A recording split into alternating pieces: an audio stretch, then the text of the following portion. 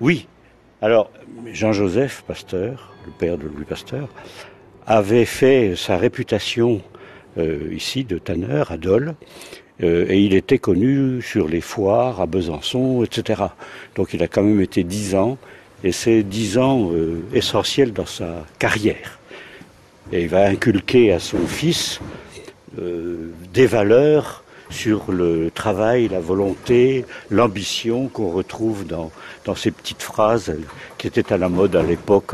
On parlait un peu comme avec des morales des fables de La Fontaine, quoi.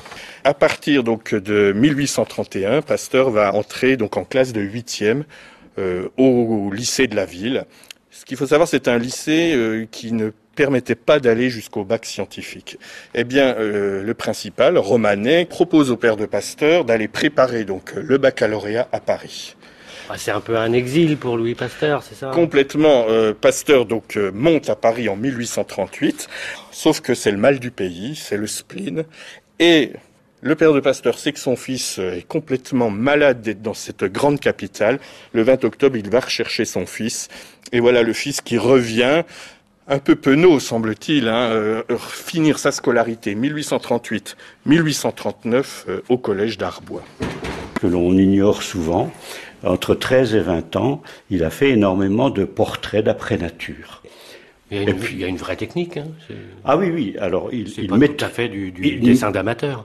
Non, il maîtrisait très très bien, et son professeur Pointurier, dont on vient de terminer une exposition à Arbois, l'appelait mon petit Michel-Ange. Alors par la suite, c'est Pasteur, petit à petit, qui va donc abandonner, quand il a réussi le concours d'entrée à l'école normale supérieure, il abandonne les pastels et se consacre entièrement à ses études, surtout qu'il avait du retard à rattraper, il n'était pas très très bon, il avait eu médiocre en chimie au baccalauréat. Donc, il s'est un peu réveillé par la suite. Ah oui, tout à fait, puisque dès la première année, il a eu le prix de physique à l'école normale supérieure.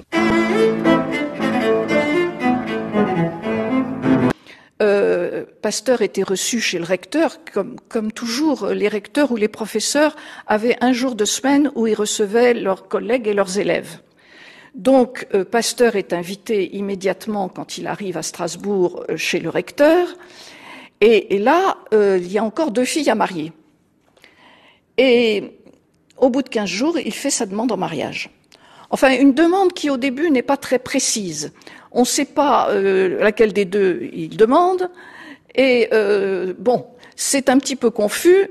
Ça a un peu la forme d'un curriculum vitae ou quelque chose comme ça. Il écrit une lettre au recteur en lui disant qu'il est un garçon très bien, quoi. Enfin, il n'y a pas de problème. Et qu'il va lui faire bientôt une demande. Mais il ne dit pas laquelle et il ne dit pas quelle fille l'intéresse. Mais c'est mystérieux, et puis finalement, en quelques jours, ça se résout et le mariage est décidé. Mais c'est qu'on ne sait pas si au tout début, il est attiré par Marie, ou si il se dit que ça serait très bien d'épouser la fille du recteur pour son avancement dans le professorat. Donc ça reste un mystère, mais ça reste un mystère seulement au tout début, parce que très vite, on va voir qu'il s'attache et il tombe amoureux. Pasteur, après avoir été à Strasbourg, Maxime Schwartz, il s'est marié, il a été nommé en 1854, je crois, à Lille, où il a été professeur, et où il devait développer les relations entre la recherche et l'industrie. C'était une demande de Napoléon III, qui était à la tête de la France depuis 1948. Alors, Pasteur a donc commencé à s'intéresser de près aux applications industrielles de ses travaux, et il se trouve que un jour, un de ses élèves, qui était le fils d'un industriel qui fabriquait de l'alcool à partir de sucre de betterave, ce jeune homme lui a dit: mon père a d'énormes problèmes avec ses fermentations, elles se passent pas bien, ça sent mauvais, la production d'alcool est pas bonne, etc. Est-ce que vous pourriez aller voir de quoi il s'agit? Dans le cas des problèmes de cet industriel lillois, ce qu'il a conclu, c'était que normalement la fermentation alcoolique requiert un certain type de micro-organismes, des levures, et que quand les choses se passaient mal, que la fermentation n'était pas bonne, c'était qu'en fait le milieu était contaminé par une autre sorte de micro-organisme qui faisait en l'occurrence la fermentation lactique. La fermentation lactique, c'est ce qui fait tourner le lait, si vous voulez. Donc c'était dû à la contamination d'un milieu par un autre micro-organisme. Et ça rejoint cette idée générale à laquelle il est arrivé rapidement, c'est que non seulement les fermentations sont dues à des micro-organismes, mais chaque type de fermentation a son micro-organisme particulier. C'est pas le même qui va faire la fermentation alcoolique, qui va faire la fermentation lactique ou qui va transformer le vin en vinaigre, c'est-à-dire l'alcool en acide acétique.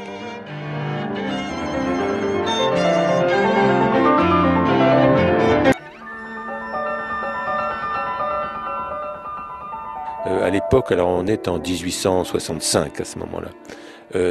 Il faut voir que la France produisait 10% de la soie mondiale, ce qui était quand même considérable, donc c'était un des revenus importants dans le budget de la France. Or, il y avait des problèmes graves, les vers à soie tombaient malades et puis donc ne faisaient pas de soie et la production de la soie a chuté de façon dramatique dans la vallée du Rhône, l'Ardèche, etc., où on faisait de la soie. Alors Jean-Baptiste Dumas a appelé Pasteur au secours. Bon, Pasteur, il avait aucune idée de ce qu'était un ver à soie, il n'avait jamais vu un ver à soie, jamais vu une chrysalide, etc. Il y a des épisodes amusants où Fabre, le grand entomologiste, raconte une visite que Pasteur lui a faite. Fabre donne une chrysalide à Pasteur, il ne sait pas ce que c'est, il la met à son oreille, il secoue, il dit ça fait du bruit là-dedans. Donc il n'avait aucune idée de ce que c'était qu'un ver à soie, etc. Mais il n'hésitait pas, et puisque son mentor Dumas lui demandait d'aider, il a décidé de se mettre au travail. C'était pas du tout un naturaliste, Louis Pasteur. Ah, pas du tout, non. Pasteur était chimiste. Donc, il va se mettre à travailler sur ces vers à soie, ça va durer 5 ans.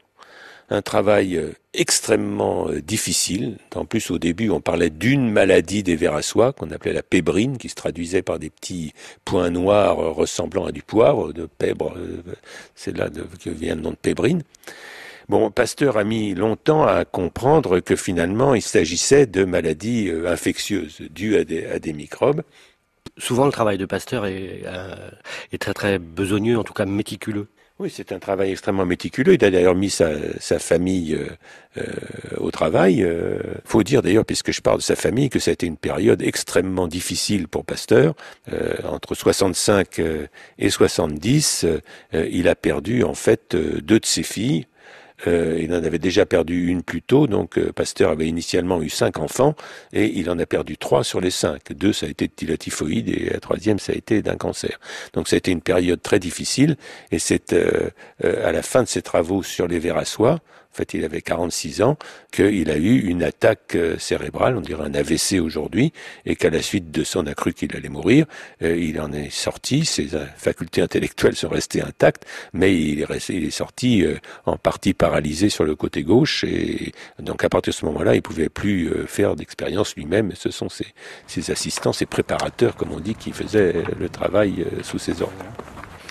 Il ne faudrait pas oublier aussi que dans de nombreux domaines, il n'est pas tout à fait le précurseur qu'on imagine. C'est pas lui, il est loin de là, qui a inventé la vaccination, par exemple.